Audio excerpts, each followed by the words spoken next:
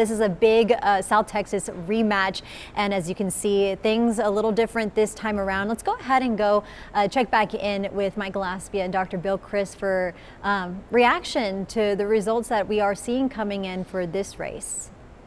Thank you for that, Leslie, Rudy. We appreciate that. Let's talk about some of these numbers because, you know, again, early numbers. We're looking at Nueces County numbers.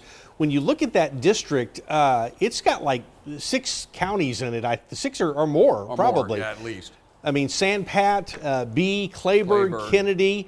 Then you look at Willacy and Cameron. Cameron and Hidalgo. Yeah, part of Nueces, part of Hidalgo. So there's still a lot happening there. Do those counties, I mean, they have a chance to really impact this vote, though, don't they? Well, yeah, more than half the, or roughly half the votes in that senatorial district, if not more than half the votes, are in the valley, the Rio Grande Valley. So yeah, that's Willacy County, Cameron County, Hidalgo County, and those votes, for whatever reason, for one thing, Hidalgo County is one of the most populous counties in the state.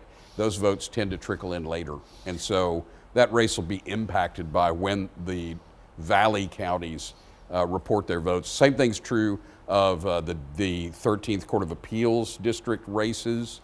Those are very competitive, and there will be a big kind of vote dump from Hidalgo and Cameron counties that will sway that race one way or the other. Well, and we would suspect, I mean, we mentioned earlier that Senator LaMantia from the Valley, you would expect then that would help her when those votes start coming in, wouldn't you? Yeah, you would expect that, and there are hotly contested congressional races up and down the valley from Laredo down to Brownsville, and that will help, I think, to generate some higher turnout among Democrats in those counties. Yeah, Governor Abbott, of course, really, again, going on the offensive for Adam Hinojosa, going so far as to saying, I need him in order to do the work I want to do, right? Yeah, which is school vouchers. School vouchers. That's the one in the room. It all comes down to school vouchers. That is Governor Abbott's #1 priority, and it's just something that he's got his heart set on. And you know, he went after the Speaker of the House, Dade Phelan, tried to get him beat in the Republican primary. That didn't work. Yeah.